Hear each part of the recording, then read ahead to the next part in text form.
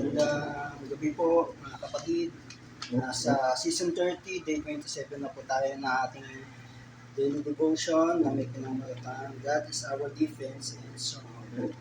Ang ating pong verse ay nasa awit 119 verse 114.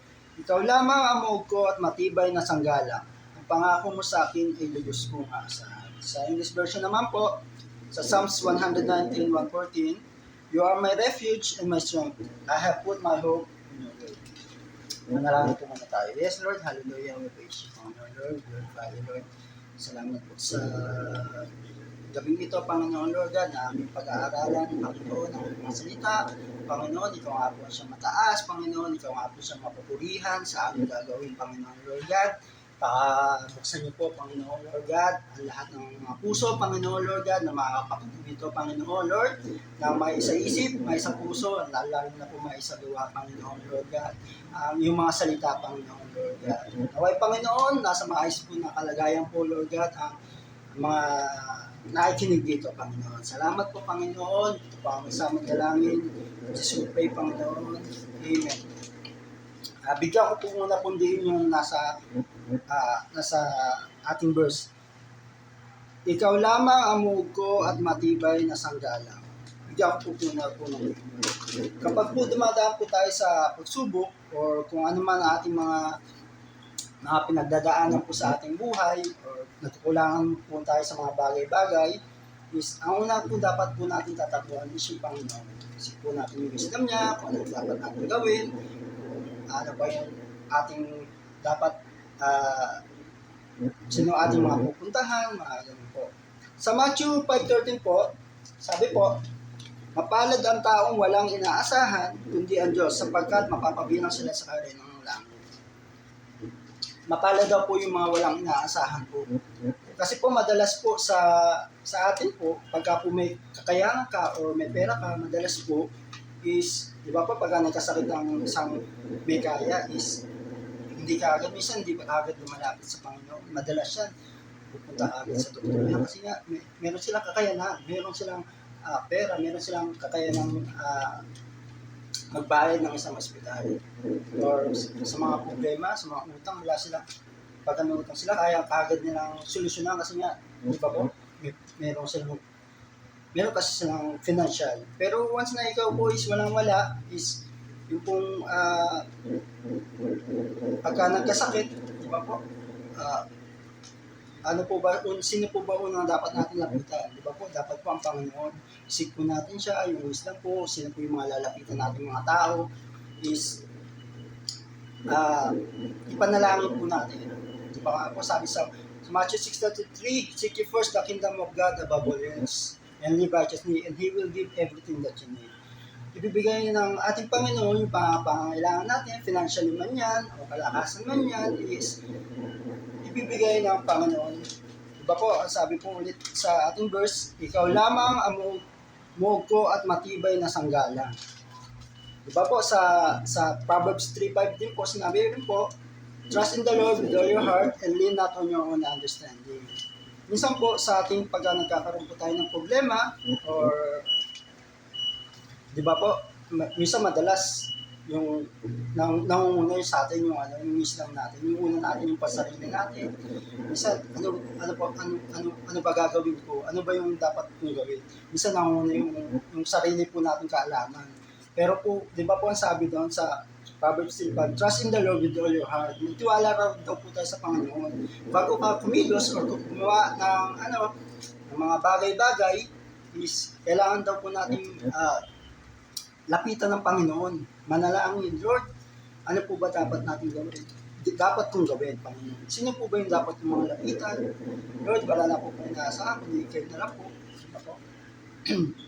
Kaya po malapit po talaga ang Panginoon sa mga mahihirap na pagka po walang-wala na po talaga is lumalapit na po agad sila sa Panginoon. Hindi ko naman po sinasabi na hindi po malapit ang Panginoon sa mayaman.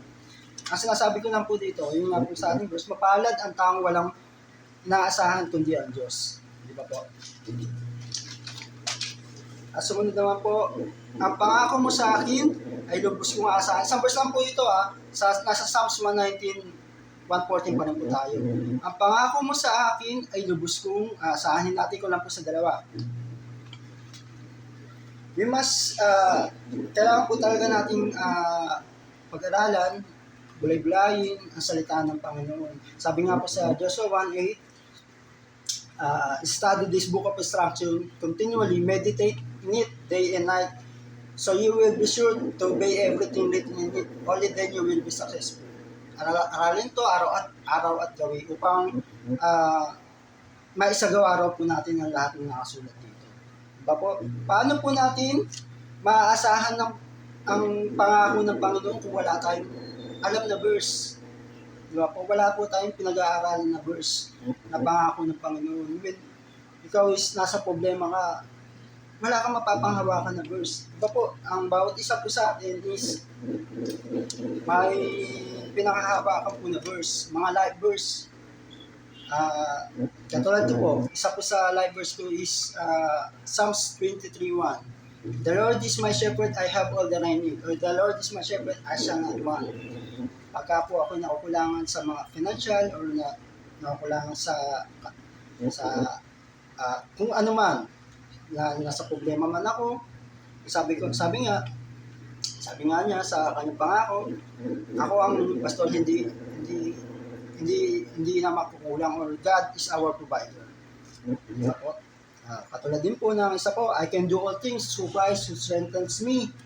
Siya po ang nagpapalakas sa akin. Yun po, may pinagdadaanan po ako, masakit po yung ko. Pero po, sabi po ng salita ng Panginoon, ito po yung pinanghahawakan ko, I can do all things through Christ who strengthens me. Siya magbibigay ng kalakasan sa akin, panibagong kalakasan sa akin. Ayun lang po. Ilan po, ulitin ko po yung ating ang ating verse is nasa Awit 119:140. Ikaw lamang ang muog ko at matibay na sanggalang. Ang pangako mo sa akin ay lubos mong asa. We must seek first ang Panginoon sa lahat ng ating gagawin. Kung nasa mga pagsubok man tayo or papanghinaan tayo ng loob, kasi kailangan po natin talaga maging, yun nga po, yung pangako niya is our refuge and our shield. May pinagdadaanan siya raw po ang ating shield, ang ating refuge and my shield. Ganyan, and I have put my hope in your word. Kailangan din po natin, yun nga po sa pangalawa po sinabi, kailangan din po natin aralin ang salita ng Panginoon upang pagka meron po tayong may pinagdadaanan, may paghuhugotan pa tayo sa kanyang mga salita, kanyang mga pangako. At alam po natin naman po natin na ang ating Diyos is hindi nagsisinungaling. Siya'y matapat sa mga anak niya. Amen po. Yun po, magandang gabi po. Yun lang po ang aking na-share sa panalangin po tayo.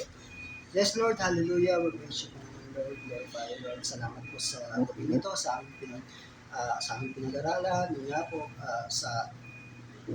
kayo lang po, Panginoon, ang aming tangkulan, Panginoon, Lord God. Ikaw nga po ang aming shield and our strength, Panginoon, Lord God. Ikaw ang aming muog at matibay na sanggala, Panginoon, Lord God. Ang iyong mga salita, Panginoon, naway, Panginoon, aming panghawakan, Lord God, at alam ko po, Panginoon, Lord God, hindi ka tao, Panginoon, na magsisinungaling, Panginoon, Lord God, at lagi ka pong tapat sa iyong mga salita, Panginoon. Salamat po sa gabing ito, Panginoon, Lord. Lubos ka namin pinasasalamatan sa iyong mga salita, sa iyong mga wisdom, Panginoon, Lord God, na dinarating niyo po, Panginoon, sa bawat isa po sa amin, Lord God. Salamat po, Panginoon, Lord God. At ang iyong mga salita, Panginoon, naway, Lord God, tumatak po sa aming mga puso at aming mga isipan, Panginoon. Ito po kami sa aming dalangin, Panginoon.